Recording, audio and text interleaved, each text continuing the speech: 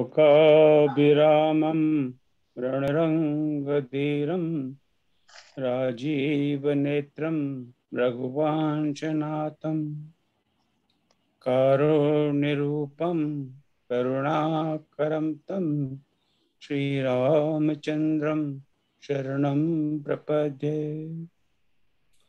मनोजवं मारुततुल्यवेगं जितेन्द्रियं बुद्धिमतां वरिष्ठं वातात्मजं वानरयूथं श्रीरामदूतं शरणं प्रपद्ये। श्रीरामदूतं शरणं प्रपद्ये।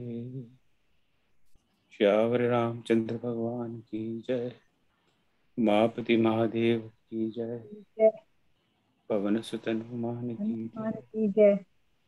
कृष्ण कन्हैया लाल की जय। जय जय श्री राम। बहुत बहुत स्वागत आपका आज 27 नवंबर को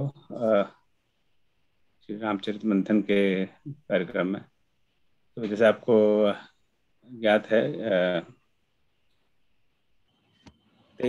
13 नवंबर को मानस में ऋषि मुनियों पर हमने चर्चा शुरू की थी। तो उस दिन आदरणीय पंडित प्रभुदयाल मिश्र जी ने शब्दों की व्याख्या की, सैद्धांतिक व्याख्या, ऋषि मुनि सन्यासी साधु पंडित आदि पर। फिर श्रीमान और श्रीमती लक्ष्मी नारायण उषा मेहरा ने इसी विषय पर अपने विचार व्यक्त किए। और पिछले सप्ताह 20 तारीख को हमें कई मित्रों से अलग अलग जो ऋषि मुनियों पर जानकारी मिली। तो आज भी वही कार्यक्रम है। तो आज पता है तो विश्वामित्र जी पे वैसे पिछले सप्ताह बात हो गई थी, पर विश्वामित्र जी का तो इतना बड़ा रोल है कि उन पर तो पूरे साल और बात कर सकते हैं। तो विश्वामित्र जी पर आज शीला शर्मा जी बात करेंगी। शीला जी आप अभी जुड़ी है कि नहीं? अच्छा, भी नहीं जुड़ी। परशुराम जी पर राजेश कुमार मिश्र भी बात करेंगे, वो तो जुड़ गए मेरे ख्याल से। राजेश आप हो ना? राजेश हैं पर वो कहाँ नाक से बंद करके उन्होंने सर मैं। अच्छा अच्छा, ठीक है। मुझे आप गांधी के सिद्धांत पे चल रहे हो, नाक सब बंद, बिल्कुल योग मुद्रा में हो। उसके बाद में सिरोजिदी याज्ञवल्क ऋषि पर बात करेंगे। आदरणीय राकेश चौबे जी, अहल्या, और अंत में डॉक्टर राजारानी शर्मा जी वाल्मीकि मनोहर बात करेंगे। तो कल मैं जब सोच रहा था तो मुझे ऐसा लगा कि इतने सारे ऋषि मुनि हैं मानस में, तो कोई 8-9 पर बात करके बाकी को छोड़ दिया है, तो उनके साथ घोर अन्याय है। तो बाकी के बारे में बात करनी चाहिए। तो कल रात को यहाँ नहीं, हम मेरे रात के समय, आपके सुबह के समय में थोड़ा बैठा और मैंने मानस के ऋषि मुनि को थोड़ा टटोला। इस पर पहले हमारे मेहरा जी ने एक लिस्ट बनाई थी और उस पर थोड़ा हमने और काम किया, वो लेख के रूप में छापा था। तो उसी को थोड़ा सा मैंने एक जो कह लो कि एक प्रोफेसर की नज़र से कल देखा। तो सोचा कि मैं कुछ आपकी अनुमति हो तो 5-10 मिनट उस पर अपनी बात करूं और फिर सबको आमंत्रित करूं। तो आज के सबके वक्ता हैं, उनसे मैंने अनुमति ली है। कुछ ने अनुमति दी है, कुछ ने अनुमति नहीं दी है, तो पता नहीं उनकी कैसी मंशा है, हाँ या ना। तो आपकी अनुमति है तो बात करूं? जरूर करिए। सूत्रधार है आपको क्या? नहीं, ऐसा नहीं, वैसे बिल्कुल अवश्य कीजिए, आपको अवश्य सुनना है हमें। हाँ, आपने चेष्टा में नई कभी नहीं पुस्तकें करते पढ़ी हैं और बहुत ज्ञान है, तो नहीं, मैं कल रात को मैं जिस बता रहा हूँ, कल रात को यानी आज की सुबह, तो मुझे लगा कि कुछ ऋषियों के साथ अन्याय हो रहा है, तो पता तो लगेगा कि बाकी कौन से ऋषि के बारे में बात नहीं कर रहे और क्यों नहीं कर रहे। तो जो मैंने, और मैं सबसे बिल्कुल अनुरोध करूंगा थोड़ा सा ध्यान से सुने। तो कोई ऋषि चूक जाते हैं या मैं कोई गलत बात कहता हूँ तो उसका आप अभी भले मत बताएं, सबके सामने मेरी बेइज्जती ना करें, पर एक नोट लिख के मुझे बाद में अवश्य भेजें ताकि मैं अपने आप को करेक्ट कर लूँ। क्योंकि कोई जरूरी नहीं है कि मेरी लिस्ट कंप्लीट हो या मैं जो बोलूँ वो सब सही हो। तो मुझे बताएं जरूर ताकि मैं अपना को सुधार सकूं। तो जो मेरी लिस्ट है ये मैं छाप के भी रखता हूँ, पता नहीं कंप्यूटर काम करे ना करे। इसमें 25 ऋषियों के नाम आते हैं। ऋषि कह लो, मुनि कह लो, क्या उन दोनों में क्या फर्क है पता नहीं। मुझे लग रहा है कि बहुत सारे होंगे, तो 25 तो बहुत ज्यादा नहीं है। तो मैं देखता हूँ कि अगर ये स्क्रीन शेयर हो जाए तो I will run through that. और मेरा हेतु सिर्फ ये लिस्ट को बताना नहीं है। अब यहाँ कहाँ पर है, इतने सारे भीड़ भाड़ में कहाँ हुआ है। पहले से मुझे जो देख लो, मानस यहाँ ये है।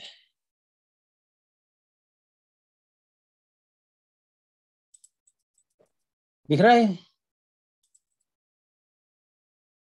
दिखाई दे रहा है मलिक जी? हाँ दिख रहा है, दिख रहा है। हाँ थोड़ा बड़ा कर दीजिए। हाँ जी दिख रहा है अच्छे से। हाँ बड़ा कर दीजिए। हाँ और बड़ा करो। बस ठीक तो है। पहले, हाँ तो मैं प्रयास करूंगा कि ये जो सारा संकलन है उसके 10 मिनट में बात कर लूं, पर पता नहीं 10 मिनट में हो पाएगा कि नहीं हो पाएगा। और ये कुछ अल्फाबेटिकल ऑर्डर में होंगे। तो अगस्त ऋषि, और अगस्त जी का दूसरा नाम है कुंभज। फिर अत्रि ऋषि 2 नंबर ही नहीं, अल्फाबेटिकल ऑर्डर में। फिर कर्दम ऋषि, फिर काकभूषण, काकभूषणी, भूषणी, गालव, गौतम, चंद्रमा ऋषि, याज्ञवल्क्य जिन पर आज बात होगी, जाबाली, दधीच, दुर्वासा, नारद, फिर परशुराम। परशुराम ऋषि है कि नहीं ये भी एक प्रश्न हो सकता है। पुलस्त्य, वशिष्ठ, वामदेव, वाल्मीकि, विश्वामित्र, वेदसिरा और वेदसिरा, भरद्वाज, भृगु, लोमस, शरभंग, सुदीक्षण और शनि। इन 25 ऋषियों का नाम आता है मानस में। इसके बाद में ये चारों को लपेट कर सनकादिक, सनक, सनातन, सनंदन, सनत कुमार का उल्लेख है। और सप्त ऋषि, सब सातों को एक साथ जोड़ दिया सप्त ऋषि। तो कुल मिला के अगर अब फिर से चलते हैं इसको आगे, तो ये कितनी बार रेफरेंस साइटेशन है मानस में, उसका एक नंबर है 12, 11 और भूषण जी कई जगह है, तो फिर मैंने वो संख्या नहीं लिखी। इस तरह से इनका ये साइटेशन है। मैंने लिख दिया बहुत बार, तो मैंने फिर गिनना छोड़ दिया। तो इससे ज्यादा जो मैं एक महत्व की बात कहना चाहता हूँ कि कुछ ऋषियों का तो सिर्फ नामात्र उल्लेख ही है, उनका कोई तो उसको मैंने देखा कि मानस इनके, अगर ये ऋषि अगर मानस में ना होते तो मानस का क्या होता, उस दृष्टि से मैंने सोचना शुरू किया। तो अगर कर्दम ऋषि है जो बालकांड में जो इस नोटेशन से जिनको पता नहीं, जो हम लोग यूज करते हैं, ये बालकांड है, ये दोहा 142 और उसके अंदर ये पांचवी लाइन है और ये चौपाई है। तो एक जरा उनका सामान्य सा परिचय है। तो उनका कोई, मैं नहीं समझता है कोई मानस में, मैं उनका इंपॉर्टेंस कम नहीं कर रहा, पर मैं कह रहा हूँ कि मानस में उनका कोई खास उल्लेख नहीं है, उनका कोई खास राम कथा में कोई उसका कोई लेना देना नहीं है। राम कथा से मेरा मतलब मानस में जो राम कथा है वो। इसी तरह से और भी है, कर्दम की बात होगी। गालव ऋषि है, एक बार एक दोहे में उल्लेख, एक उदाहरण की तरह उनका उल्लेख दिया हुआ है कि जैसे गालव ऋषि ने ये किया है, जैसे गालव ऋषि को ये हुआ, वैसे इसी तरह से। फिर चंद्रमा ऋषि है, बस संपाति का छोटा सा परिचय, संपाति उनके बारे में छोटी सी बात कहता है कि संपाति ने मुझे चंद्रमा ऋषि ने मुझे ढांढस बनाया वगैरह। इसी प्रकार से जाबाली, दधीची और दुर्वासा। जाबाली का तो 6-7 ऋषियों के साथ एक साथ नाम दे दिया गया, जाबाली और ये 4-5 वामदेव सब लोग मिले राम जी को, इस तरह से। तो कोई कुछ नहीं, इसी तरह दधीची और दुर्वासा का उदाहरण की तरह प्रयोग हुआ है। वामदेव भी यही है, जैसे जाबाली की तरह ही है। कोई उनका कोई लेना देना नहीं है। वेदशिला का भी एक बार छोटा सा उल्लेख, और इन्हीं ऋषि का सबसे पहले नाम आता है मानस में। जब पार्वती जी तपस्या करने के लिए चली जाती हैं कि मैं तो शिव जी से विवाह करूंगी, तपस्या करने जा रहे हूँ, तो माता पिता को बड़ा दुख होता है। तो ये वेदशिला उनको आगे समझाते हैं कि तो तुम समझ जाओ, ये तो कोई छोटी मोटी कन्या नहीं है, तो अलग ही बात है, देवी है। भृगु ऋषि का सिर्फ एक बार उल्लेख है कि जो यज्ञ विध्वंस हुआ उसी प्रसंग में सती ने अपना देह त्याग दिया, तो भृगु ऋषि उसकी आगे रक्षा करते हैं। और सनकादि का एक बार ही उल्लेख है, सब सारे सब बातें एक बार नहीं, मैं उनका कोई उल्लेख, मतलब एक उनका कोई मतलब कंट्रीब्यूशन नहीं है मानस स्टोरी में और सप्तऋषि का। तो आप देख रहे हैं ना कि इस एक के काउंट में जो भी मतलब हो, कई ऋषि मुनि हैं जिनको अगर मानस में तुलसीदास से नहीं लिखते तो कोई स्टोरी लाइन में कोई फर्क नहीं पड़ता। तो अगर उनके बारे में हम यह बात नहीं करते, हमें कोई ग्लानि नहीं होनी चाहिए। तो इसके बाद में मैं जो 2 नंबर पे आता हूँ, जो 2 नंबर है, ये मेरी अपनी सोच है, आप इससे सहमत ना हो तो मुझे कोई आपत्ति नहीं है। गौतम ऋषि हैं, गौतम ऋषि का उल्लेख सिर्फ अहिल्या को लेकर है, और आज अहिल्या जी की आगे से बात करेंगे। तो जब अहिल्या की बात आई है तो गौतम ऋषि की बात आई है। वैसे वास्तव में गौतम ऋषि का कोई डायरेक्ट उल्लेख नहीं है। और ये एक बात वो बाद में मेरे ख्याल से राकेश जी भी स्पष्ट करेंगे, पर मैं भी कर दूं कि प्राय हम लोग अहल्या शब्द को गलत लिखते हैं। अहल्या है, अहिल्या नहीं है।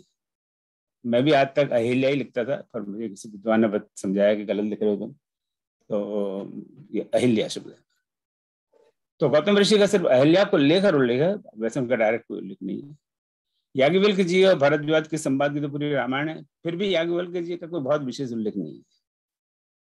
भारद्वाज संवाद में भारद्वाज याज्ञवल्क्य संवाद हो रहा है बस।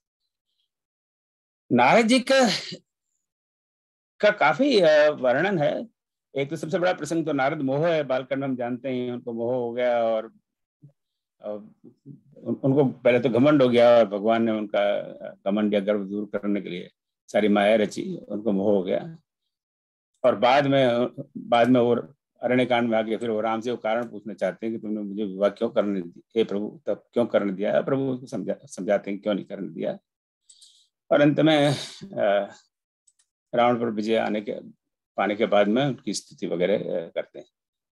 तो वैसे तो बहुत इंपॉर्टेंट स्टोरी है नारद जी की, पर वो डायरेक्टली मैंने मतलब राम कथा से बहुत ज्यादा रिलेटेड है। अगर वो नारद मोह की सारी स्टोरी निकाल दी जाए मानस में से, तो राम कथा में बहुत फर्क पड़ता है, बहुत ज्यादा फर्क नहीं पड़ता, मुझे ऐसा लग रहा है। और पुलिस ऋषि का भी बहुत इनडायरेक्ट, जैसे गौतम ऋषि का रेफरेंस है, गौतम जी का जो अहिल्या से कनेक्टेड है, यहाँ पुलिस जी रावण के पूर्वज हैं, उस नाम से कि तुम पुलिस कुल के हो, पुलिस के नाती हो, और फिर भी ऐसा कर रहे हो, ये सर। तो ये मैंने ये और फिर ये हाँ, ये भरद्वाज जी का एक तो राम अभी बात है कि याज्ञवल्क्य जी और राम भरद्वाज जी का संवाद है, और दूसरा उल्लेख है कि जब राम जी वन का मन में तब उनको आश्रम में जाते हैं। पर आश्रम में ठीक है, राम राम श्याम श्याम होती है, पर कोई खास विशेष वहां घटना घटित नहीं होती। लोमवेश जी मानस के अंतिम ऋषि हैं, जो पिछले सप्ताह बात की थी इस बारे में। और जो लोमेश्वर भूषण का संवाद है वो काफी महत्वपूर्ण संवाद है। शरभंग की भी बात है अरण्य कांड में, जहाँ पर तो कई ऋषि मुनि इसमें राम वन गमन करते तो वहां उनको मिलते हैं। शरभंग वहां मिलते हैं तो उनसे भेंट होती है, फिर सुतीक्ष्ण वहां मिलते हैं, उनसे भेंट होती है। सॉरी, श्रृंगी ऋषि का योग कहो तो वैसे कोई रोल नहीं है, पर वो श्रृंगी ऋषि को बुलाया है उन्होंने। तो पहले तो मैं कहाँ पे उनको एक ही रख रहा था, फिर मैं उनके आने से तो यज्ञ हुआ। तो अगर उनका उल्लेख नहीं करते तो फिर वो कैसे वो यज्ञ होता है और कैसे पुत्र की प्राप्ति होती, तो सारी कहानी तो उनका उल्लेख है जरूरी, पर कोई परिचय उनका नहीं है विशेष। इसके बाद में आगे बढ़े तो 3 नंबर मुझे लगा कि अत्रि ऋषि को मैंने रखा है कि अत्रि ऋषि अत्रि भरत की भेंट है। पहले तो अयोध्या कांड में अत्रि और भरत मिलते हैं और भरत को पल्लक है, और फिर भगवान राम अत्रि के आश्रम जाते हैं। अत्रि राम भगवान की स्तुति भी करते हैं, पर वहां पे ज्यादा मेरे ख्याल से महत्व अनुसुईया और सीता जी के संवाद का है। वहां भी ये शब्द है अनुसूया, अनसूया, न पर ऊ की कोई मात्रा नहीं। मैं कल तक उसमें रू की मात्रा लगा था, मेरी गलती थी, किसी ने मुझे सुधारा, अब आज से मैं नहीं लगाऊंगा। तो अनसूया, हिंदी में अनसूया। सो अ न सु पर बड़े ऊ की मात्रा और दीर्घ ऊ की मात्रा, तो अनसूया।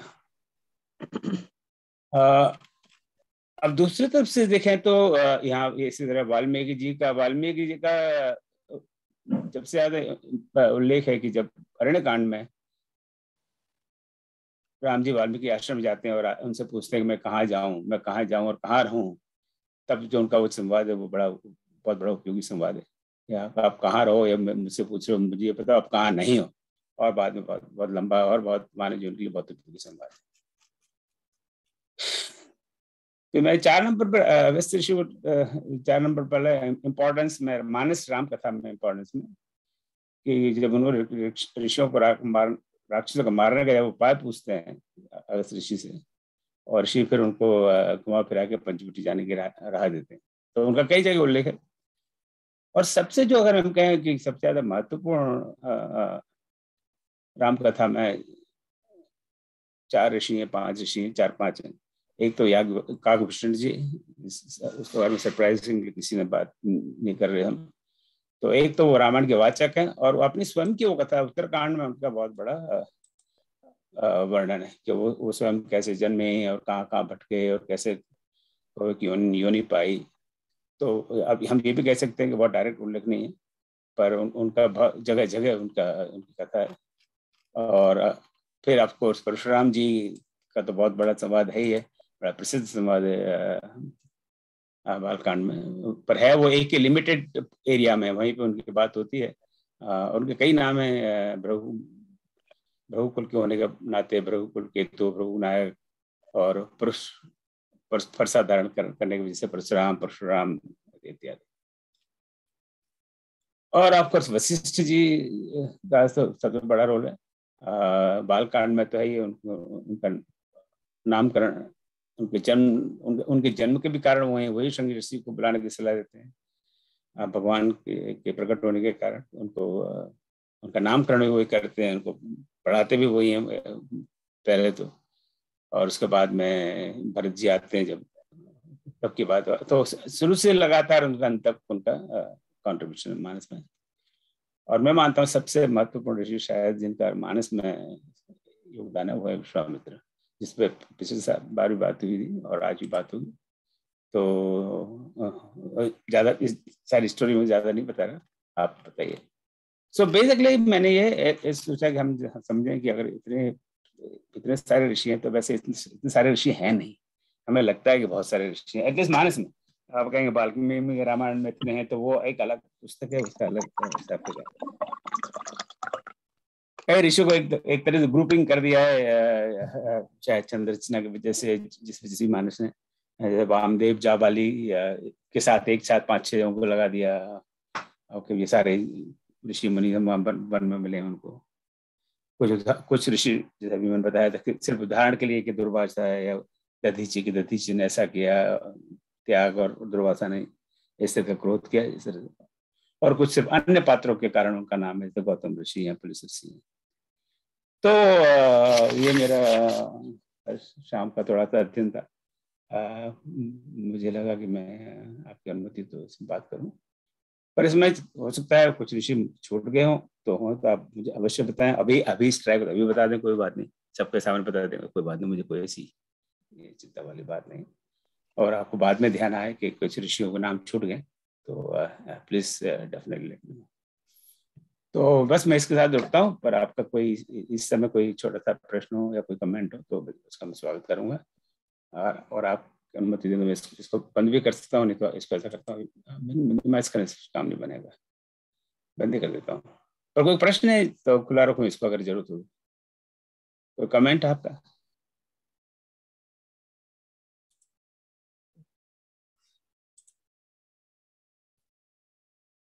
के लिए कुछ छोड़ा ही नहीं है ना। क्यों? क्या बात दीदी, परेशान नजर आ रही हैं आप? नहीं नहीं, मैंने कहा कुछ छोड़ा ही नहीं तो कहाँ से कमेंट देंगे। सब चुन लिया आपने। हंस हंस मोती चुगे, हंस बन के आपने सब तो चुन लिया। चलिए, बहुत बहुत धन्यवाद। आपने बिल्कुल अनप्लान्ड अनस्केड्यूल था, पर बहुत ही मन अच्छा जरूर था। आपने, नहीं बहुत अच्छा संग्रह किया आपने और बहुत अच्छा विश्लेषण है सभी ऋषियों का। भुषुंडी जी का आपने जिक्र किया, वो तो यानी उनके बारे में तो चर्चा बहुत लंबी जा सकती है, इसलिए हाँ, मैंने जानबूझ के पिछली बार वो विषय नहीं चुना था। नहीं तो मैं चुनता तो मेरी प्रायोरिटी तो मेरे सबसे पसंद के मैंने उल्लेख भी किया था कि भुषुंडी जी ही है, लेकिन नहीं वो कभी बहुत ऐसा करेंगे विस्तृत भूषण। चरित्र है और बहुत क्लिष्ट है, तभी हमको ज्यादातर राम कथाओं में भी सुनने को। हाँ तो कभी भूषुंडी जी पे एक हाँ, अलग से चर्चा तो वो करेंगे। तो एक अलग ही विषय हो जाएगा भुषुंडी जी का, हाँ अलग, हाँ तो बिल्कुल इसलिए बिल्कुल। मैंने भी नहीं चुना नहीं, था। भुषुंडी रामायण भी हाँ है वही तो। बहुत महत्वपूर्ण हाँ है। तो हाँ हाँ हाँ भूषुंडी रामायण पे भी मैं किसी दिन सेशन हाँ। करने की सोच रहा था। चलो, अब इस पर बहुत समय नहीं लेते और अब आगे बढ़ते हैं, पर बहुत बहुत धन्यवाद। मैं बिल्कुल एक बात स्पष्ट कर दूं, ये इस तरह का एनालिसिस का ये अर्थ नहीं है कि किसी ऋषि के प्रति मेरी कोई कम आस्था है, कम प्रतिष्ठा है, कम सम्मान है। सब बड़े सम्माननीय हैं, सब सारे ऋषि मुनि, सब पे बराबर की आस्था है और सबका बराबर का सम्मान है। मेरा इस विश्लेषण का, इस सोच का सिर्फ यही तात्पर्य था कि इन सब कथाओं में अगर ये ना होता तो इस कथा में कितना फर्क पड़ता, मानस कथा में। तो अब जैसे तो कुछ कुछ ऋषियों का नाम सिर्फ नाम के लिए वहां पर है, उनका कोई मानस कथा में कोई कंट्रीब्यूशन नहीं। इसका मतलब ये नहीं कि, और आप वाल्मीकि रामायण देखेंगे, उनका बहुत बड़ा विशाल वर्णन है और रामायण बहुत बड़ा विशाल वर्णन है। तो अगर मैंने इस तरह की गलतफहमियां क्रिएट की हो तो मैं उसके लिए क्षमा चाहता हूँ। तो आगे बढ़ते हैं। पता नहीं शीला जी अभी ज्वाइन हुई कि नहीं। शीला जी आप आ गए? चलिए, शीला जी एक्चुअली नहीं आए असल तो। में संकेत जो जिनका ज्यादा विशेष योगदान नहीं बतलाए, लेकिन उनका अपने जीवन में बहुत रहा, जिसको संकेत रूप में बतलाया गया, क्योंकि बहुत बड़ी कहानी के रूप में फिर उसका कलेवर भी बहुत अलग ही हो जाता है विषय में। चलो अब आगे बढ़ते हैं। आगे अब मैं अपने सूची के हिसाब से आदरणीय राजेश कुमार मिश्रा जी को आमंत्रित करता हूँ। ये मुंबई में है, भारत में है, और ये परशुराम जी पर बात करेंगे। परशुराम जी ऋषि हैं कि नहीं, ये भी एक प्रश्न है। वो तो क्षत्रिय हैं, ब्राह्मण हैं, ऋषि हैं, मुनि हैं, क्या हैं, इनसे सुनते हैं। जय श्री राम। स्वागत है राजेश जी आपका। जय श्री राम, धन्यवाद। आज मुझे मौका मिला है परशुराम जी के जीवन से जुड़ी कुछ जिज्ञासाएं और संबंधित कुछ रोचक तथ्यों को पेश करने का मैं कोशिश कर रहा हूं। इस दौरान परशुराम जी एक अद्वितीय व्यक्तित्व का परिचय देते हैं। जब सीता के स्वयंवर के समय हम रामायण में देखते हैं भगवान राम का धनुष का टूटना और तत्पश्चात सभा में परशुराम जी का प्रवेश से सब तरफ भय का वातावरण छा जाता है। परशुराम जी का शिव धनुष को तोड़ने वाले को क्रोध से ललकारना और लक्ष्मण परशुराम जी का संवाद रामायण के वो पहलू हैं जिसे बच्चे से लेकर बुजुर्ग तक लगभग हर भारतीय वाकिफ है, और इसके बारे में काफी विस्तृत चर्चा करने का मुझे मौका मिला था एक सेवक के बतौर इस मंच पे भी पिछले दिनों। तो इस पे मैं फोकस न करके मैं आगे की बातों पे फोकस करना चाहूंगा आप लोगों की अनुमति से। यहाँ पे सामान्यतः जिज्ञासाएं उठती हैं परशुराम जी के बारे में, जैसे ओम जी ने बताई। देखिए, हम इसको कुछ भागों में विभाजित कर सकते हैं। परशुराम जी इतने क्रोधी व्यक्तित्व का क्यों है? क्योंकि तो ऋषि हैं। दूसरे, वे अन्य ऋषि मुनियों की तरह हर समय शांत क्षमाशील क्यों नहीं दिखते, विशेष तौर पर रामायण के इन अंशों पे, क्योंकि ये तो काफी जनता बहुत अच्छे से परिचित है इन बातों पे। दूसरी तरफ यह जिज्ञासा भी स्वाभाविक है, ब्राह्मण होते हुए भी परशुराम जी में क्षत्रिय के गुण परिलक्षित क्यों होते हैं हमेशा। तीसरी जिज्ञासा यह भी हो सकती है, चूंकि हिंदू धर्म में परशुराम जी भगवान विष्णु के 10 अवतार में से 6ठे अवतार हैं, फिर वे श्री राम जी और श्री कृष्ण दोनों के अवतरण के दौरान अपनी लीला करते परिलक्षित क्यों होते हैं। इस सब जिज्ञासा का उत्तर पाने के लिए आज के छोटे से मेरे इस भाग में मैंने कोशिश की है उनको एड्रेस करने की और किसी ढंग से पेश करने की उनकी बातों तथ्यों को। सो आप सबका मैं ध्यान चाहूंगा इन सब में।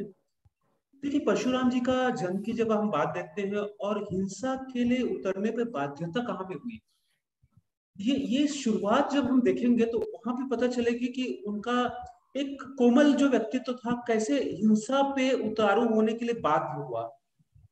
उनका जन्म हुआ था ऋषि जमदग्नि और उनकी छत्री पत्नी रेणुका के झोपड़ी नुमा घर में। उनके पास सुरभि नाम की एक दिव्य गाय थी जो उनकी हर इच्छा पूर्ति करती थी। यहाँ पर ध्यान देने योग्य बात है कि सुरभि गाय कामधेनु की बेटी है। कीर्तवीर अर्जुन नाम का एक राजा था, इसको पांडवों के अर्जुन से कोई संबंध नहीं है, कृपया इससे ध्यान रखिएगा। जब पता चलता है कि सुरभि गाय को पाने की इच्छा जागृत हो जाती है, वह ऋषि जमदग्नि के पास पहुंच जाते हैं और मांगने के लिए, बट ऋषि जी उसको मना कर देते हैं। उस समय परशुराम जी झोपड़ी से थोड़े दूर थे और राजा क्या करते हैं, जबरदस्ती सुरभि गाय को लेके जाने लग जाते हैं, चले जाते हैं। परशुराम जी के जब राजा के अपराध के बारे में पता चलता तो परेशान हो जाते हैं। हाथ में फरसा था उनके और वह राजा को युद्ध की ललकारते हैं। वे लड़ते हैं और अंत में राजा को हराकर उसे मार देते हैं। कीर्तवीर अर्जुन के मृत्यु के पश्चात जब वो अपने पिता के पास लौटते हैं सुरभि गाय को लेकर और लड़ाई के बारे में बताते हैं, तो ऋषि जी उनको बधाई न देकर यह कहते हुए फटकारते हैं कि ब्राह्मण को कभी राजा को नहीं मारना चाहिए, और वह प्रायश्चित करने के लिए उन्हें तीर्थ यात्रा पर जाने को कहते हैं, सलाह देते हैं। वो पिता के आज्ञाकारी थे, पिता की आज्ञा मानकर तीर्थ यात्रा पर निकल पड़ते हैं।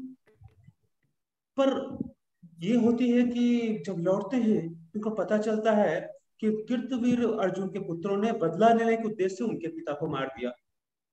अब परशुराम जी फिर से फरसा उठा लेते हैं, उनके पुत्रों की नहीं बल्कि प्रतिशोध में कई अन्य योद्धाओं को मार देते हैं। ये बात अलग है उनकी अच्छाइयों को देखिए, अंत में वे अपना हथियार त्याग फिर से योग को अपना लेते हैं। ये शास्त्रों में मिलता है। यहाँ पे देखिए उनके व्यक्तित्व को, यहाँ पे उनको बाध्य होना पड़ा था हिंसा पे, वो उनका शुरुआत हुआ। अब इनके जन्म की परिस्थिति को देखते हैं, जब क्यों उनमें दोनों गुण एक साथ दिखते हैं। विष्णु पुराण के अध्याय 4 में यदि हम देखेंगे तो रसिका 2 महिलाओं के लिए भोजन तैयार करती है। एक साधारण भोजन था, एक दूसरी ऐसी सामग्री के साथ था जिसको यदि खाया जाए तो महिला को मार्शल शक्तियों के साथ एक पुत्र की कल्पना होगी। रेणुका गलती से उनकी माता जो है परशुराम जी की दूसरा वाला खाना खा जाती है और फिर वह परशुराम को जन्म देती है। वायु पुराण के अध्याय 2 में उनके जन्म के बारे में लिखा है, जब माता रेणुका रुद्र शिव जी और विष्णु दोनों को अर्पित भोजन के भागों को एक साथ खा जाती हैं। इससे परशुराम जी को क्षत्रिय और ब्राह्मण दोनों की विशेषताएं मिल जाती हैं। यहाँ पे अब देखना यह होगा कि वो पिता के प्रति, आज्ञा के प्रति इतने आदर्श पालन करते थे। एक बार उनके पिता ने कहा कि अपनी माता को मारने के लिए कहा, परशुराम जी ने बिना सोचे अपने पिता के आदेश का पालन करते माता को मार दिया।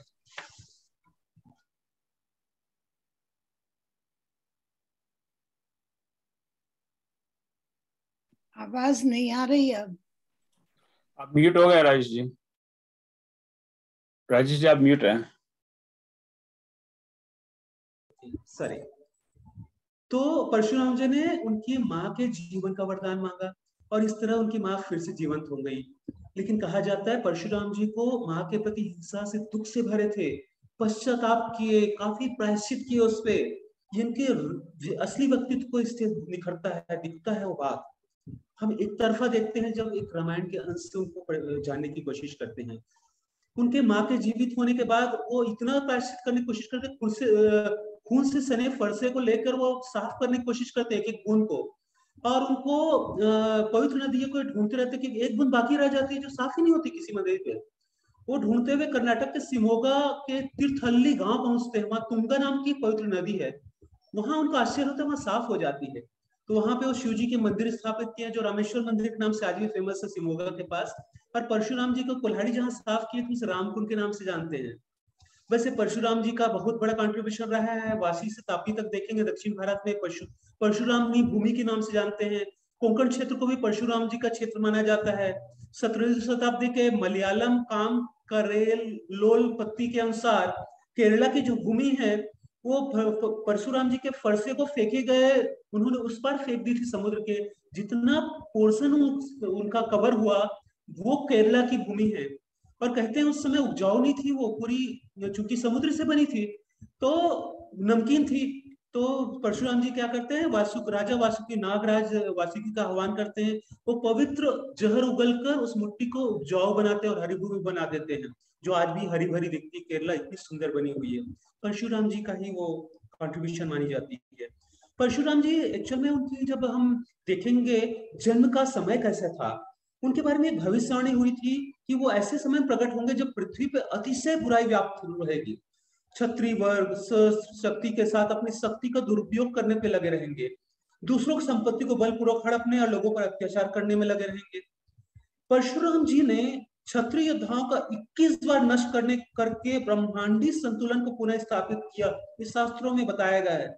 इसका कारण ये था क्योंकि समय के समय ये भविष्यवाणी थी। हर समय भगवान ने कही है कि जब जब हो धर्म की हानि, तो वो वही तथ्य को स्पष्ट करता है। इनका समय काल ऐसा था कि उनका जन्म ही इसी के लिए हुआ था। अब आप देखेंगे उनके नामों से परशुराम फरसा, परशुनिस फरसा और राम, परशुराम वहां से उनका नाम आया है। विष्णु जी के 6ठे अवतार थे और इनके बारे में माना जाता है कि कलयुग के अंत में विष्णु के 10वें और अंतिम अवतार कल्कि के गुरु के रूप में प्रकट होंगे। उनके पास कई लक्षण थे जिनमें आक्रामकता, युद्ध के साथ साथ दूसरी तरफ शांति, विवेक और धैर्य का भी शामिल है। इनको आप देखेंगे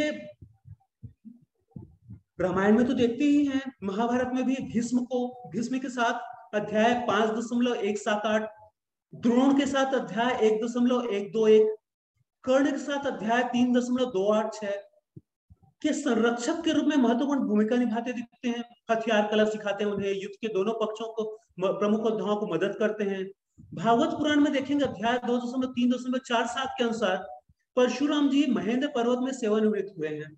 वह विष्णु के एकमात्र अवतार है जो कभी नहीं मरते, कभी भी अमूर्त विष्णु के पास नहीं लौटते जैसे दूसरे अपने अवतार लौटे हैं।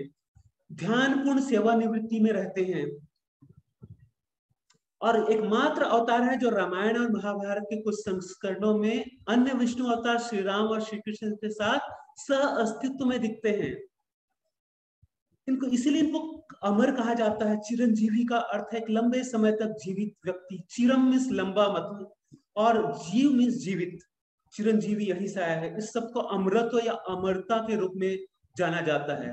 परशुराम जी को आस्था चिरंजीवी 8 अमर जो हैं आज तक, उनमें से एक माना जाता है। जो एक सतयुग से दूसरे सतयुग में रहते हैं, वे कलयुग में जीवित रहेंगे और अगले सतयुग की प्रतीक्षा करेंगे।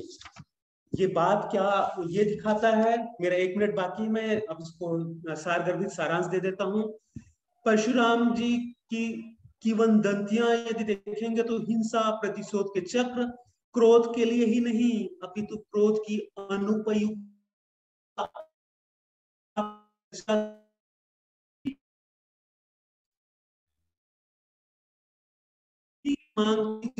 भगवान विष्णु के 6ठे अवतार के रूप में परशुराम जी को हिंदू इतिहास के सबसे महान योद्धाओं में एक के रूप में स्थापित कर दिया है।